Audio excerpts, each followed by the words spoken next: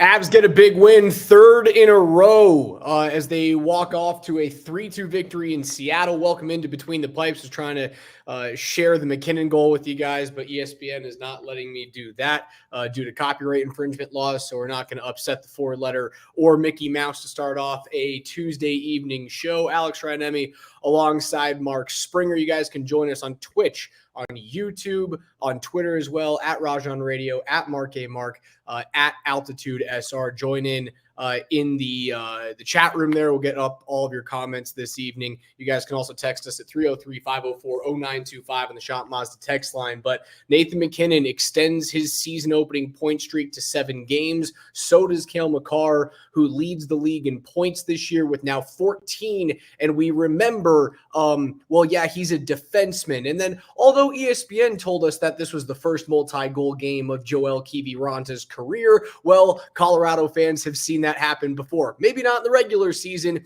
but there was a certain Game 7 a handful of years ago where he had not 2 but 3 goals, including an overtime heartbreaker to end the season for the Avalanche. But tonight, 3 straight wins, 2's a fluke, 3's a streak, Spring, and they're just 1 game from 500. Yeah, the Seattle Kraken were the perfect opponent tonight because they are as mid of a mid team as you could get, but that's perfect. That's exactly the type of opponent I want for the Avs right now, because with all the bodies that they were without, it's a fairly even matchup. I mean, look, if everyone for the Avs was playing tonight, this would have been ugly. There was a massive gap between these two teams. The Avs impressed me so much tonight. I feel great about their chances to win the Stanley Cup coming out of tonight. When you can kind of put the mental pieces together of what it will look like when the reinforcements come. This was their best game of the season tonight. It was clean start to finish. It was responsible. They were good defensively in front of Justus Annunen, and then Justus Annunen, man. That's the best looking goalie the Avs have had in some time. His fundamentals, even something simple tonight, and having a fresh dose of Alexander Georgiev in my mind to start the season and knowing exactly what he looks like in net, and now seeing Justus for a second straight game. Even something as simple as the way that Justus hugs the post, and Alexander Georgiev, whenever he hugs that post, it's like there's space there. Justus he covers the whole damn thing, and his movement, the way that he can gather a puck towards his 5-hole that won't leak in like Alexander Georgiev lets leak in. In my mind, you go with Justus Annunen until you're proven otherwise. He is your A goaltender right now. He makes 25 saves on 27 shots against. The only goals he gets scored on him is a late power play goal in the 6-on-4 where he made probably 3 grade A stops, and he didn't have all that many grade A stops tonight, right? And I think you mentioned it. The Avs played well defensively in front of him. There were not many like big time opportunities outside the first 10 minutes of the game, right? Like Seattle came out buzzing. They damn near scored 13 seconds into the game. They rip one off the post from Yanni Gourde. Maybe the game would have been completely different had that thing been just a couple of inches to the right and gone in, right? A couple inches to the opposite side, would have missed entirely. The old Banks line from Mighty Ducks. Annunen's the guy right now, right? And I think Bednar made his bed in his pregame interview with Connor McGahey. If you guys were listening to the game on radio and didn't want to listen to ESPN, McGahey's pregame interview with Coach went, "We're going to go with the hot hand." And Justus played well enough against San Jose, against a really bad hockey club. I wouldn't say he was excellent against them. I thought the one goal that he let in was like, I'd rather see you kind of push out with your paddle and do something on the net front walk, right? But he wasn't bad at all. Was he a hot hand at that point? I guess he was hotter than Georgiev because he got a win. Now he's a hot hand. He looked great this evening, Spring. And I think because you made those comments to Connor earlier on, and I'm sure you made the comments to your coaching staff as well as your team, hey, we're going with the hot guy. You have to start him Thursday against Utah. You must. I think it would be a mistake if you don't. I felt it at the end of last season, even though Georgiev got his act together. But sooner or later, the Avs are going to transition to the Justus Annunen era. This is the last year of Alexander Georgiev on the Avs. Even if he turns it around, even if he reassumes the mantle, which he could, Justus is young. It's a long season. Georgiev could get his stretch in a matter of days. I think you definitely go with Justus against Utah, but who knows? Georgiev could get his call again, even if he has a very strong season, especially with all the reinforcements coming that could make him look even better. The Avs won't be able to afford him if he earns a raise. He's gone. He'll earn a raise regardless. Like, even if he lost his starting job to Annunen, I think he's due a raise just because of the way that the economics are working in the NHL right now. Like, that's just the way. It's certainly not the money that quarterbacks are making, but the concept is the same. Like, there's not a lot of starting goaltenders available in the league. There just aren't. Like, they don't grow on trees. And while Georgiev, I don't think is good enough right now or consistent enough for this team to win a cup with him in net, maybe he could prove me wrong throughout the season. Granted, like, 82 games is a long time, but I don't think he's there in terms of like what I've seen out of 2+ seasons of him here in Denver. He is still due for a pay increase because of his age, because of his history. Someone's going to pay him $4.5 million to be their starting netminder. It just won't be the Colorado Avalanche. Yeah, no, as he's making 3.5 now, he will just naturally by default, due to the economics, due to the market, due to the inflation of goaltenders, he will make more than $3.5 million for another team next season. And even if he's great for the Avs, even if they wanted to do it, they won't be able to do it. They were talking on the broadcast tonight on ESPN about Joey Decord just got a 5-year, $25 million deal, 5 per for Joey Decord, who was like fun for a little bit last season, but you do watch him, and it was Grubauer in net tonight. But Decord, when he starts, he's middle of the road. He's getting 5 per. Yeah. He's getting 5 per. So yeah, this is it. No matter what, this is the end of Georgiev at the end of this season. Even if he's great, it's over. Completely agree. But so you're transitioning to this era, this season. Maybe who knows what the workflow for Justus would have been. If Georgiev is playing really well, he's still getting spot starts here and there. Right now, it looks like he's going to be getting more of a workload than it appeared in the first couple weeks of the season.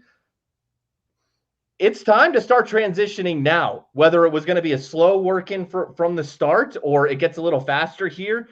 This is a transition year to Annunen, I am all for expediting the process a little bit, putting a little more on the kid's shoulders. And like I said, it could help Georgiev if he reassumed the mantle when everyone gets back. There are going to be nights where Annunen's not going to see the puck much when the Avs are at 100% full strength because they're going to be controlling a lot of time in the offensive end.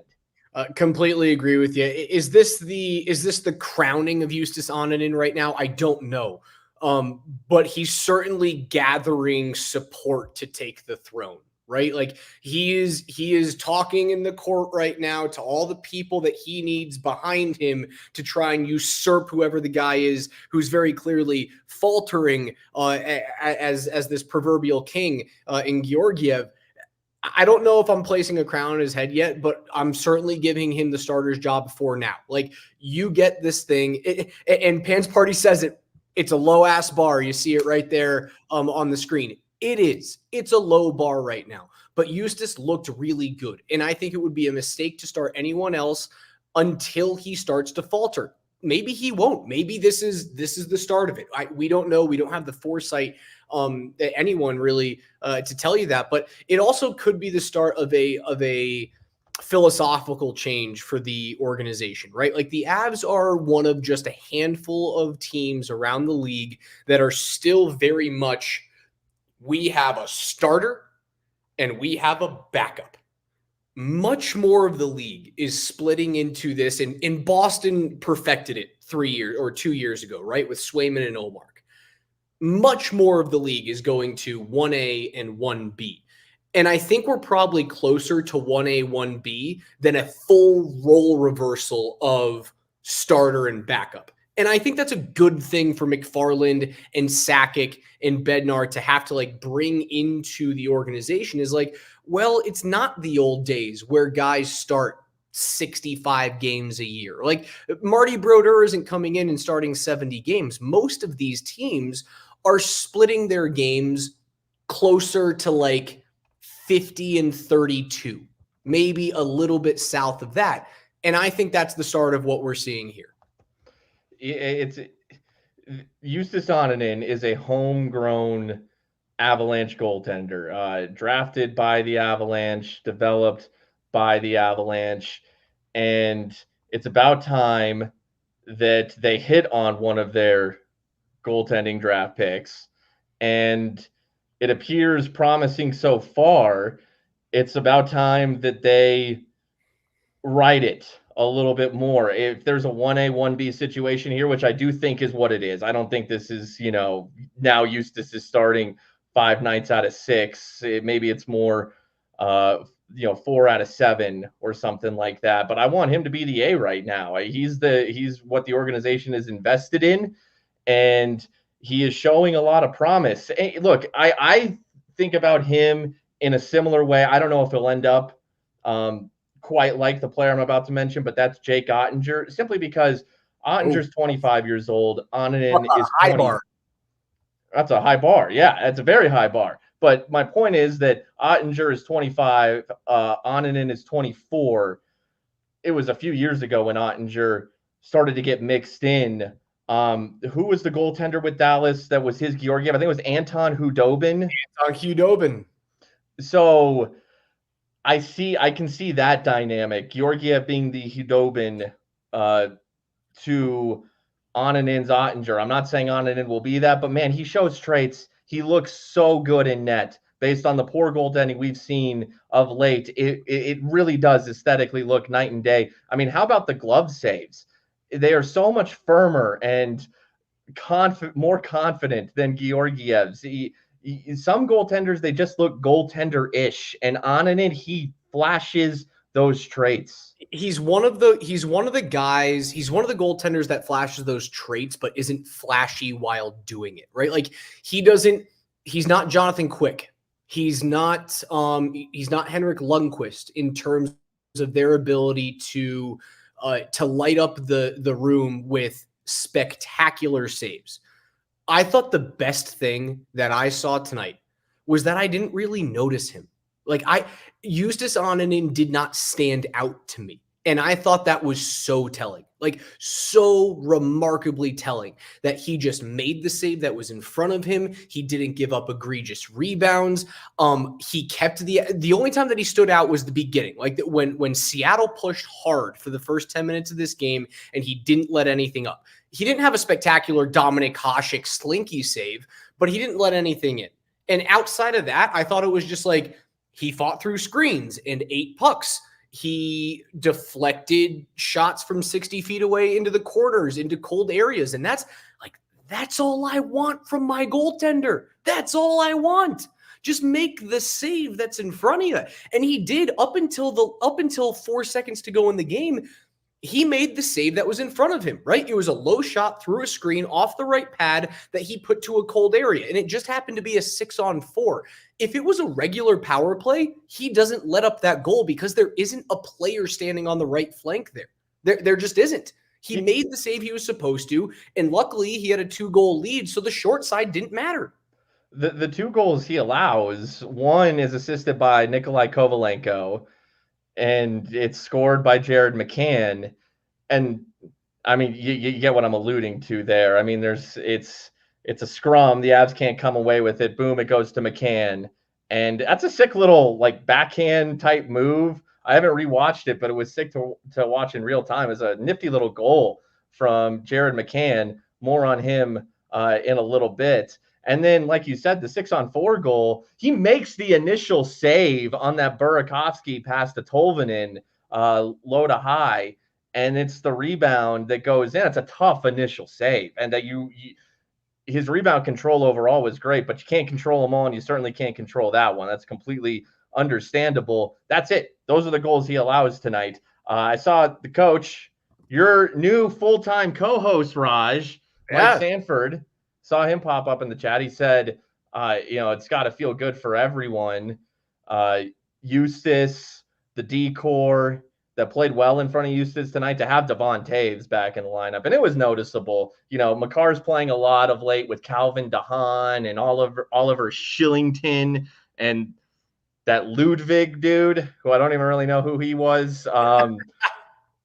That's not Devon Taves. I know that ain't Devon Taves. And you could see the solid play from Devon in his return to the lineup. Just another added veteran ammo to this Avs team right now. It is solid top to bottom, and you can't tell me that having the veteran Taves in there doesn't help that. No, it helps them tremendously. And the stats tell you, like, if you look at the possession stats at 5-on-5, he and Cale Makar played 18 minutes together this evening, as they always should. That is Team Canada's top pairing when they go into the Four Nations Cup here when the calendar turns to 2025, and then when we get finally best on best Olympic hockey in 2026. Like, those are the two best Canadian defensemen on the planet. And Cale's also, Cale might be the best hockey player in the world right now with 14 points in 7 games. But they outchance Seattle when they're on the ice. The Corsi is at 5-on-5, like 18-17. As of what I'm reading right now, their expected goals for is 1-2.8 against. To get into a little bit of like nose picking nerd stats there. That was better than any pairing that the Avalanche had this evening, right? So it matters so much that Devon Taves is back for this team. It allows them to relax in the D zone. It gives a little bit more size to a Cale Makar with his pairing. And honestly, I don't want it to happen all that often, but if you need to break glass in case of emergency, I know it's not a big pairing. Cale and Sam Girard looked really good together. Oh, they play together from time to time, and those are the two OGs back there. Sam and Cale been with this team the longest. Yeah, the defense overall was very good. How about Sam Malinsky getting that primary assist to Yoel Kiviranta on that opening goal? And Devon Taves is coming off. Speaking of him and his veteran savvy, he's coming off on a line change, and the puck slides right past him. He doesn't touch the puck. It would have been too many men on the ice. That's a little underrated thing. And then Malinsky with the outlet as icing is waved off to Kiviranta. Great little pass from Sam Malinsky, who has some Cale Makar in his games, very baby version of him. And Yoel Kiviranta, that was pipe in, beating Philip Grubauer. Yoel Kiviranta, man, and you alluded to it. This is his second multi-goal game of his career, if you're counting the playoffs and the regular season. First one was in 2020. He's speedy. He's in his prime at 28. To me, that's an A-plus fourth liner when everybody's healthy. Kiviranta can pot you a goal every now and again if he's on a fourth line on an elite team. I think that's his role. I think he is cementing a fourth line spot. There will be competition for that. The Avs could trade for veterans to join the fourth line at the deadline. I don't know if there's another Zach Parise out there, but Kiviranta, what I'm seeing so far in the season, and I think he's primed for it, he could be a fourth liner in the playoffs for sure for this team. To redirect a puck without having to worry about having a player behind him, right? Like, that is all body positioning that he wants to go to those tough areas. I think he's a absolutely perfect fourth liner for this team. And again, what were we saying? Like, the Avs have to be carried by their stars until everyone gets back, but you will have to have these kind of, it doesn't have to happen every game, but you have to have a few where you get these unsung heroes starting to pop up. Today was the Joel Kiviranta game. Maybe Thursday, like, Miles Wood decides to pop in on the score sheet. Maybe Ivan. Logan O'Connor, who I thought this was his best game of the season tonight. Rolled over his twig, man. Rolled over his twig. Yeah, he had a couple looks tonight. I think it's just a matter of time. I think Miles Wood is due. I thought he's played well enough this season to get him a goal. O'Connor, to me, tonight was the first time he looked like the OC pre-hip injury, even though he might have been dealing with it still as he was playing a little last year. But, pre-missing time, pre-surgery, this was the closest to that version of LOC that I've seen. I think both those guys are due and could have Kiviranta-esque games soon. Let's hit some of the questions here. Party's asking, Raj Spring, when can we expect Richie to head back to Canada? We talked about him 2 nights ago. I think you're seeing the decision being made right now. I would give him all 9 of these games because, like, what else can it hurt? Like, if you send him down, are you going to bring up, Jean-Luc Foudy? Sure. Are you going to bring up Chris Wagner? Sure, I guess. So I'd rather spend those games that you need to have an extra player because everyone's injured. I'd rather spend those on Cal Ritchie. But I think it's becoming pretty clear he's not ready defensively. He's just not. Utah was outchancing Colorado at a 16-1 pace in the first period when he was on the ice.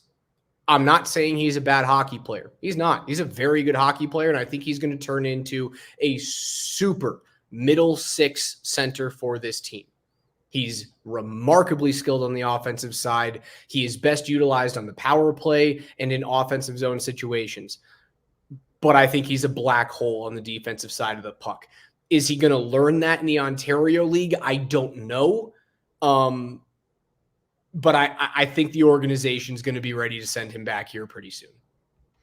Well, then, like you said, he played 7 minutes. Just look. Yeah, he played 7:14 tonight. You just look at the box score. The decision is obvious. What is looming is obvious. That's Matt Steinberg territory.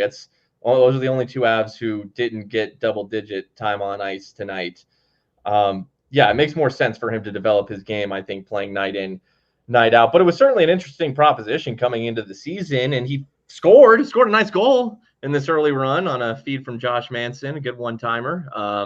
Had a couple moments, but largely, the sample size increases. You're playing higher level competition at 19 years old, night in, night out. It becomes tough. And there's nothing there that you look at and you say, oh, that shouldn't be, because he's 19. The Avs haven't really had a 19-year-old come on. Even was Cale 19? I don't even know if he was 19. I think Cale was older because he had spent 2 years at UMass. Yeah, exactly. So, hey, could be a piece down the road. Hate to put this on Cal Ritchie, but this is how my brain works. A piece at the deadline. I don't objective here. You want to keep him? I think they want to keep him. I think they look at their lack of in-organization depth because of how many picks that they've traded. And again, you have to look like the Avs don't have a first-round pick. It's either this year or next year, right? It's top 10 protected. So if the Avs pick in the top 10 this year in the first round, it slides to next season. But Philadelphia owns that pick thanks to the Ryan Johansson offload at the trade deadline last year that brought Sean Walker here on loan, right? So they don't have a first round pick, assuming it's this year, because I don't think the Avs are picking in the top 10. I think they're going to be a playoff team, despite the 0-4 start. They're good enough, and when you have Nate and Mikko and Cale, like it's a damn near impossibility. Like, you could be that bad, but they're just. I think Messier said it tonight.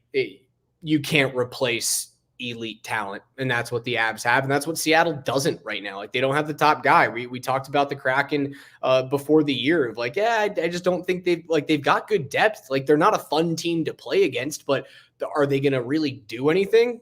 No, the answer is no, until they find their guy. Like, is it Matt Beniers? No, I don't think it is. I think Matty Beniers is he's like a 75-point guy, but they don't have a player who's going to pot 110. They don't. Mm-hmm. But it's the type of team that without all the bodies the Avs are without, that becomes more of a toss-up matchup. Without a doubt.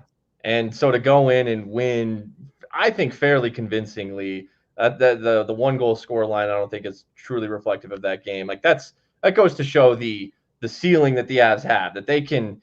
You take the money out of their lineup and they can still look like that. And it took time. It took getting into rhythm without everybody this season. I think the 0-4 start too, it focuses you up I saw Kyle Keefe tweeting about the blessing in disguise of, the develop, and we've talked about this on our show, the added development. Look, these games that Cal Ritchie got, they are meaningful. Like, Yeah. you add that to your memory bank. Kovalenko learning. He's played a lot with, Rantanen and some. Do we need to talk about the turnover? Well, yeah, I brought that up when you were The pulling the turnover. goal that he assists Jared McCann on one of the two goals that Justus allowed tonight. It was assisted by Kovalenko, but there's still the experience they've gained, the experience that Ross Colton has gotten moving up into a top line role. Like, this is valuable experience, but then the rhythm you gain of finally getting into a swing without your guys, and all you can be without you're without, and you're as dangerous as any team in the league still because of your top end talent, and the meshing that we're seeing with the fill in role players.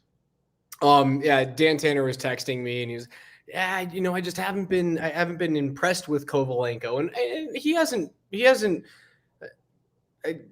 blown me out of the water, but like I've seen impressive things out of him. Like I still think he shows silky mitts in the offensive zone. He just hasn't scored yet. I think that he was going to be the guy to slot in on power play one in the bumper until they found that like Ross Colton fits like a glove somehow on the power play in the middle there. And that's another hot hand thing. Like Ross Colton looks like he's going to score every time the puck touches his stick right now. Like, feed that dude. He looks great. Tonight. He rang a bar in the second period tonight that went 30 rows up into the stands. I think Kovalenko has been deficient in his own zone. I think I've been impressed with his neutral zone forecheck. I've been impressed with how quickly he is ready to go into offensive zone forechecks in the corners. I haven't been upset about that. But yeah, the last two games, he's tried to primary assist the other team. And tonight it happened to go into his own net. Like 2 nights ago, it didn't. He got off scot-free with the same crazy pass going back towards his own netminder. Like, you got to get that out of your game immediately. And if that wasn't in a film study yesterday, you sure as hell bet that both of those things are going to be shown on film tomorrow. And it's like, you do that again, we have to have a serious conversation because it almost killed us tonight.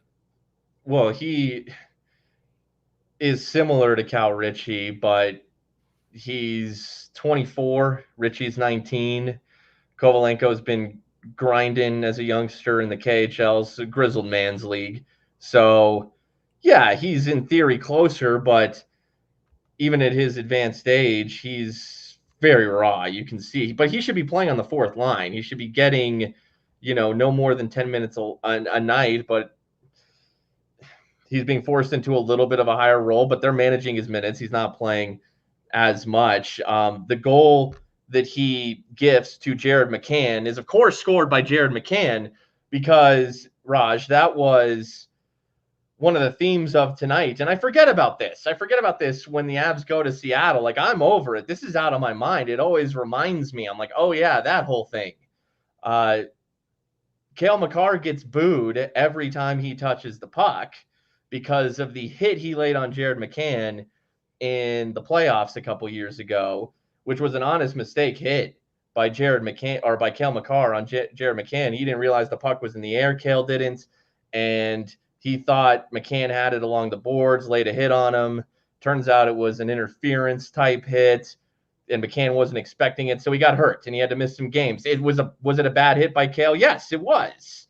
But it was just like 2 years or so have passed. I've forgotten about this. It was a total mistake, fluke play. To hold on to that, to me, is kind of dumb, actually.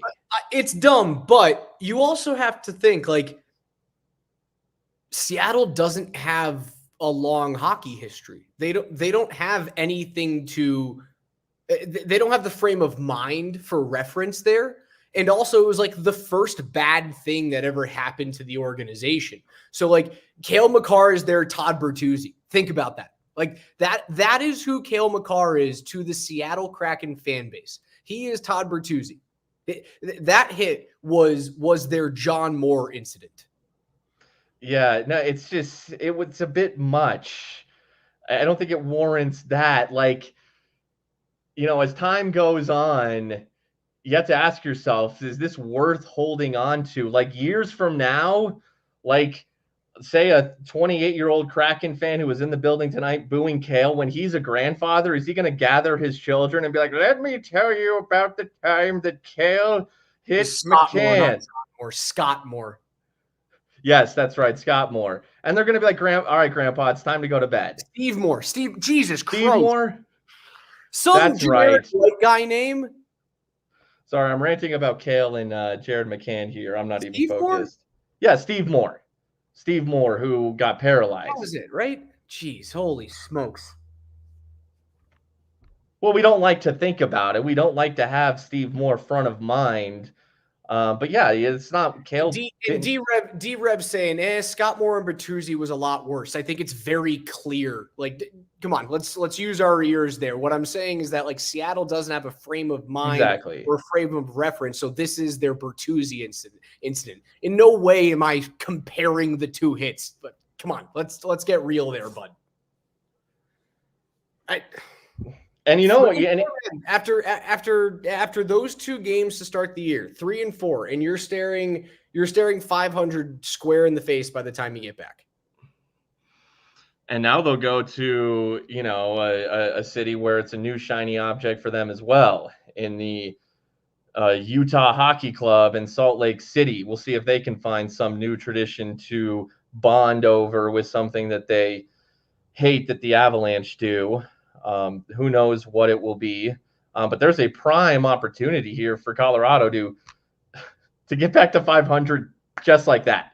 I mean, from 0-4 to 4-4 is a sign of, if they can get it done on Thursday night, the rhythm that they have gotten themselves into now that everyone has adjusted to their new roles or expanded roles, or in the case of Nathan McKinnon, Mikko Rantanen, and Cale Makar, just continuing to kick ass.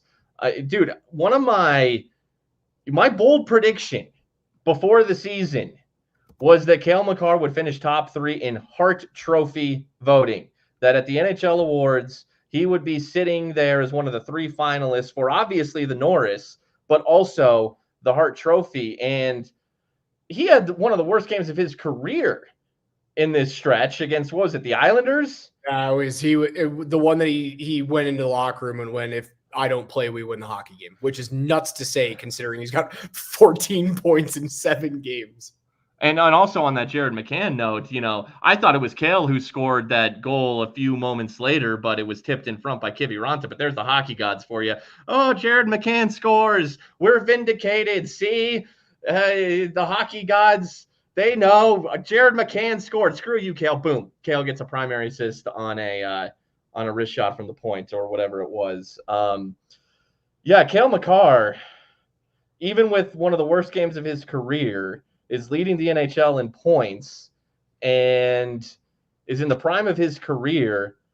And I'm not surprised. Last year was the year of Nathan McKinnon. I won't be surprised at all if this is the year of Cale Makar. And he's not scoring. That's the crazy thing. He's not scoring and he's doing this. Wait until he scores.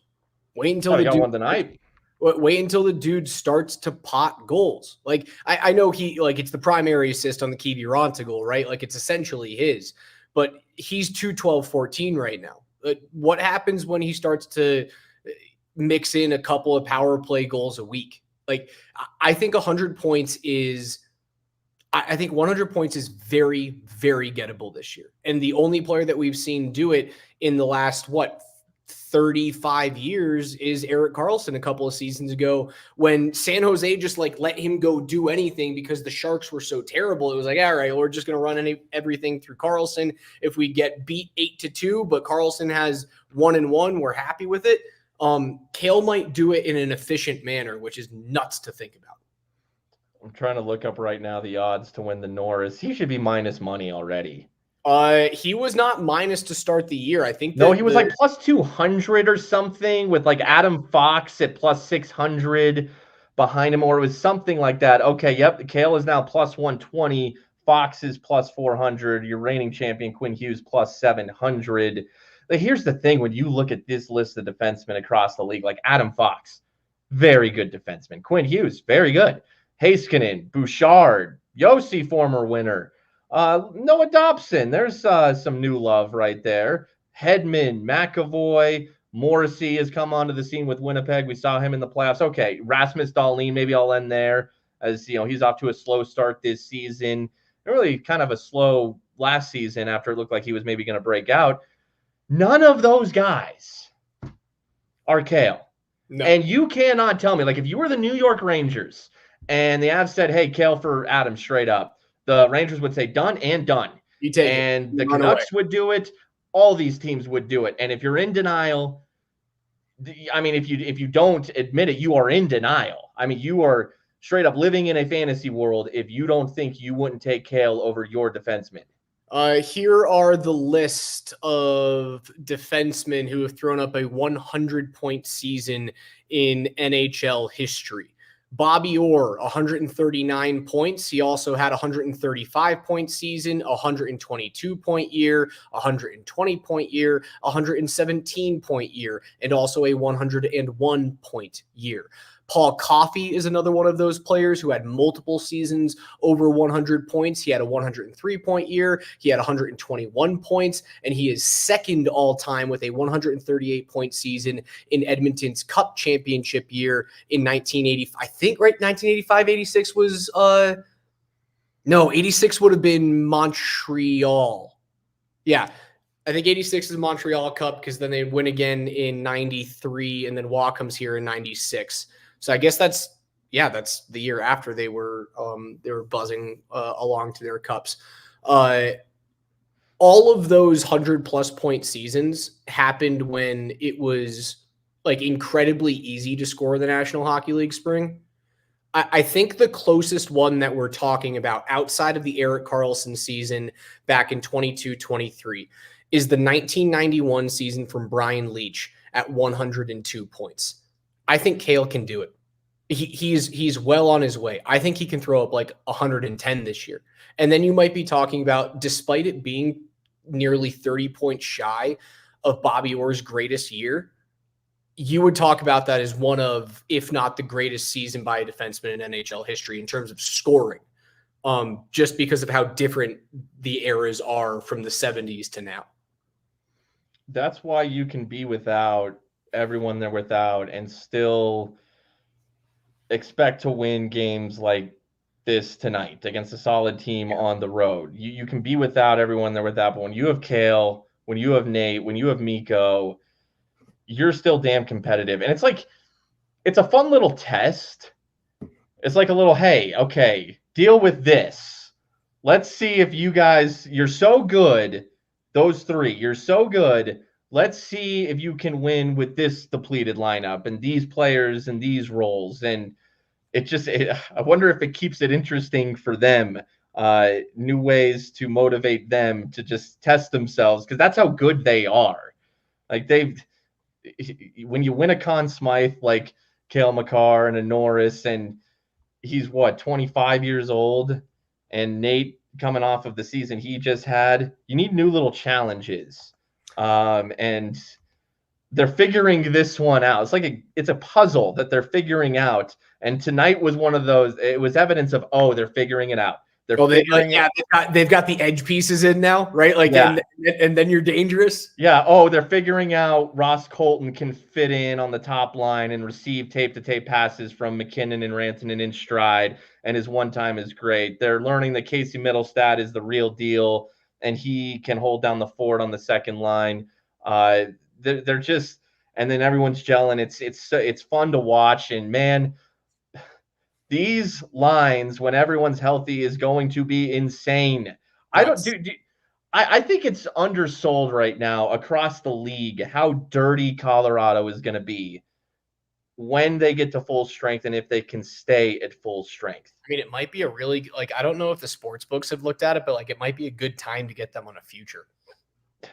Because there could be some people underselling, well, first of all, if they get healthy, can they stay healthy? Can Nichushkin stay clean is probably a question a lot of people would ask. But man, when they click, the only teams that I look at and I say, even right now, even when they're undermanned, to me, the best teams in the league are Florida, Dallas, New York, Edmonton, maybe. They were in the Cup final last year. I don't buy Toronto. No, as you shouldn't. They're built to lose. Boston, I think, is a little down. And you look at some of the results tonight, like Colorado, when they're healthy. If you're the Rangers, if you're the Stars, if you're the Panthers, I think those are the big three right now. Colorado's right in that group, and I think they're atop the group. Seriously, man. Drouin, McKinnon, Rantanen. Middlestat, Nichushkin, Lehkonen. Roaring 20s line. Haven't even mentioned Gabe Landeskog. I was going to say, where's 92? Kiviranta, like I said, looks like a legit playoff caliber fourth liner. He is. There are sneaky bodies they can acquire on the trade market at value. Like, I guarantee Sakic's got at least a couple names up his sleeve. The defensive pairings, top to bottom, should be pretty solid. If Annunen can be that, who's this guy? Like, casual NHL fans, oh, I thought Georgiev was their guy. No, it's somebody named Annunen. Yeah, you should have been paying attention. He's kind of been in the pipeline, and boom, now we're unleashing him. Dude.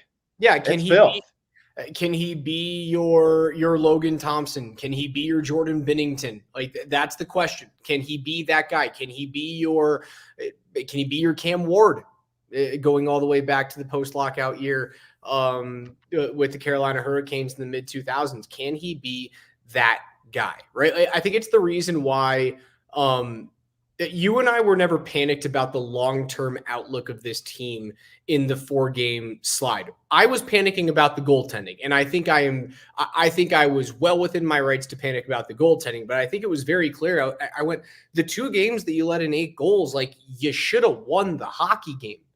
And you still didn't get good goaltending when you lost at home against the New York Islanders, right?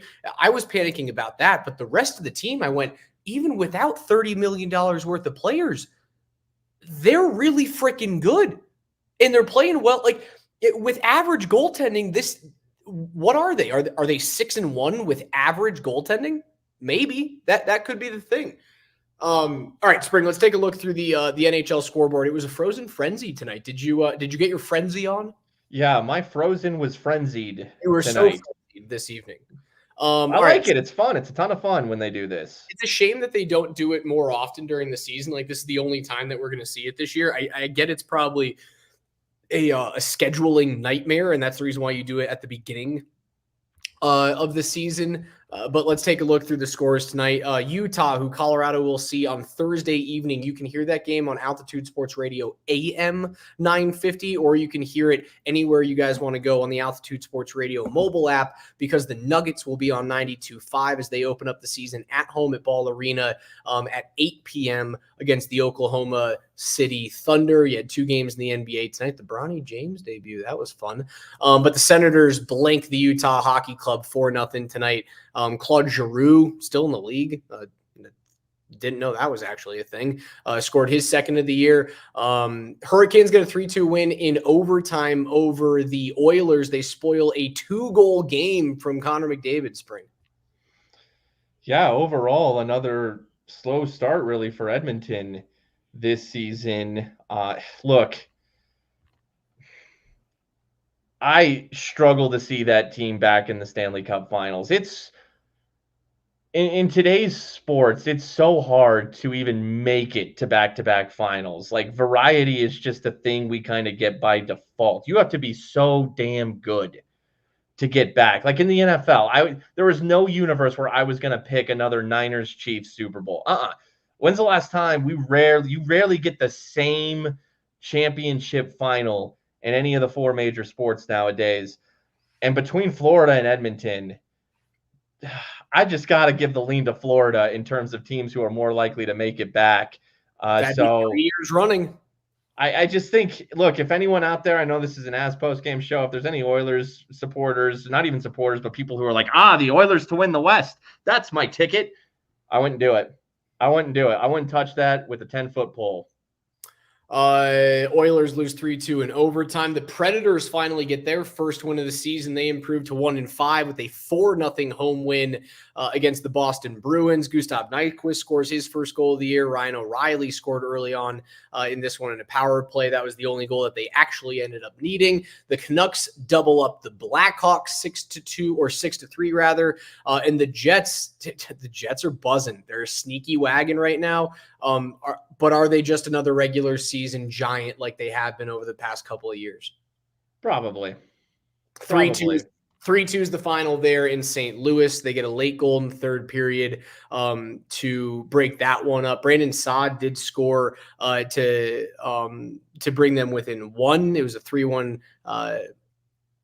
game with about 5 minutes into that third period. And then Connor Hellebuck shut the door on a power play at the end. The Red Wings, despite only having 11 shots on goal, shut out the Islanders on the road 1-0. My Patty Waz. They got the defense. They got the goaltending. That Patrick Waz strong suit as a coach, I assume. Coach those goaltenders. But they couldn't get a goal. So Patty's going to have to fix that there. Blue Jackets triple up the Maple Leafs, who Spring said was a fraud, and I completely agree. 6-2 is the final in Columbus. The Rangers 7-2 over the Canadiens. Rangers are scoring at will right now, and their big guns are doing it. Artemi Panarin's been fantastic, but they're also getting some solid production from like younger guys that need to take the next step. Philip Hedl is one of those players. Kaapo Kakkonen scores his first of the year this season, or first of the year for the Blue Shirts as well. That might be my team out of the East, man. Like, I think they finally kicked the door down. Yeah, they look great. Did you see that Jacob Trouba hit on Great hit. Justin Barron? I mean, Great poor hit. Justin Barron got the Avs Arturi Lehkonen. That's how he's in Montreal. Oh, he got destroyed. Read the game notes, man. Like, you got to know who you're on the ice with. That's on Justin Barron. It was a phenomenal hit. It was explosive. I guess maybe that it was ferocious. I don't wish those hits upon anybody. No, I'm not hoping that, you know. Oh, Barron... no. I'm not saying you were. I'm just saying that's how, like, so, you know, if anyone wants to be like, oh, it was a dirty or it was excessive, I don't know. It was big as hell, though. Yeah, I don't think it was excessive. I'm trying to find it for you guys right now so that we can all watch it together. Because it was violent, but it was shoulder to chest. This is on Ryan Whitman's. He's just kind of leaning forward a little bit, and Trouba stepped right into him and shoulder. He leans in his arms a little. I mean, I know you're going to do that, but man, he comes in with that shoulder. Whip that shoulder is maybe my only little issue, but at the same time, he times it pretty well. Again, his arms, his stick, everything. And that isn't his shoulder, really. Woo. Oh, he gets absolutely lit up, man. Lit up. 7-2 is the final there with the Rangers. 4-1 was the final for the Capitals over the Flyers. They're going to be the only game on the slate tomorrow. They just flip home and away, so this one will take place in Washington rather than Philadelphia. And we've got 3 games that are currently underway. The Golden Knights lead the Kings after 20 minutes of play 3-0, thanks to a Pavel Dorofeyev. Is it Dorofeyev? Dorofeyev? However you pronounce that. Dorofeyev. Goal this evening, and Mark Stone in the power play as well. Troy Terry adds a power play goal to have a 1-0 lead through 40 minutes against the Sharks, and then we have an overtime contest. It's currently 2.5 minutes to go in OT, tied at 3 between the Pens and the Flames. Yeah, and then just one of these scores too. I mean, that Utah 4-0 home loss to Ottawa tonight, and that's who the Avs will play next. And it was in Utah, and you get shut out 4-0. And Ottawa's a team I like. They're in that group. Detroit, Buffalo. I think Ottawa's in that group. Montreal, you could throw them in there, even though the Rangers lit them up tonight. Like, one of those teams could pop. You never know. But Ottawa's also been allowing a ton of goals to start the season. They had that day game against the Kings. I think it was 8-7. It was nuts, that game. scored 7 and lost, but they scored 7 on Ottawa. Ottawa's had a few of those this year. And the hockey club got shut out at home to a team that's allowed a bajillion goals. And that's who the Avs are going to play next. And if the Avs bring the type of play that they had tonight in Seattle, which was very solid, then their solid play, because of the skill, it will just naturally translate into 9 goals. It will. Just a natural 9-goal night. You thought 4-0 was bad, Utah. Now, if you're saying I'm getting cocky or anything like that, I'm saying it's a bad omen. That's not how you want to go into welcoming the Avalanche into town by losing 4-0 at home to Ottawa. No, not at all. All right, Spring, those are your scores for tonight. Bet the pipes. You are kicking my butt. Hey, but I won a game. I want to bet. I lost my last one. You lost your last one, but you are still through 7 games at a record of 4-3. I have improved to 2-6 because I took an extra bet one night and I lost both of them. Nikita Kucherov did have a power play assist, so over half a power play point in a losing effort for the Lightning. But we finally want to bet just one game to wager on tomorrow. The Philadelphia Flyers visiting the Washington Capitals. The line sits at -135 for the Caps, who won 4-1 this evening. I like Philly on the road to come back and bounce back on the second leg of a back-to-back, +115. I think it's going to be a nice game for Matvei Michkov. I expect him to score in that one, but give me Philly on the money line. Hey, you read my mind. I looked ahead and saw that this was the only game we're getting tomorrow night, and knowing that they played in the other barn tonight, I was just going to see who won tonight and pick the other team for tomorrow night, the old split. So yes, give me the Philadelphia Flyers in what I think is a very even matchup. The Flyers and the Capitals. Feels like a split. A lot of times that's how these things go. So one road dog, the Caps win tonight. Tomorrow the road dog Flyers will win. Book it. That's going to do it for us tonight. Avs, 3 wins in a row. 2's a fluke, 3's a streak, 3-2 win at the Seattle Kraken. They'll look to make it 500 on Thursday evening. Again, AM 950 is where you can hear that game. The Nuggets will be on 92.5, and we are giving you guys a chance all day tomorrow on Altitude Sports Radio, starting at 6 a.m. all the way through Kreckman and Lindahl in the afternoon. You have a shot to win a pair of tickets to the Nuggets home opener on Thursday night against Oklahoma City. Just listen for your Sounders during the day, starting at 6 a.m. with Brett Kane. Every single one of our shows, Brett Kane in the morning, Moshe Lombardi and Kane, the morning sprint, PhD, and Kreckman and Lindahl. We're all giving away a pair of tickets, so you guys won't want to miss it tomorrow. Spring and I'm not sure if we're going to have Between the Pipes on Thursday, but I anticipate we may get you guys for 20 minutes. Look for the notification on Twitter, on Twitch, and on YouTube. As always, thank you guys so much for joining us. Thanks to our friends at Safeway for sponsoring the program. But for Spring, I'm Raj. This is Altitude, and we will talk to you guys hopefully on Thursday evening. See you.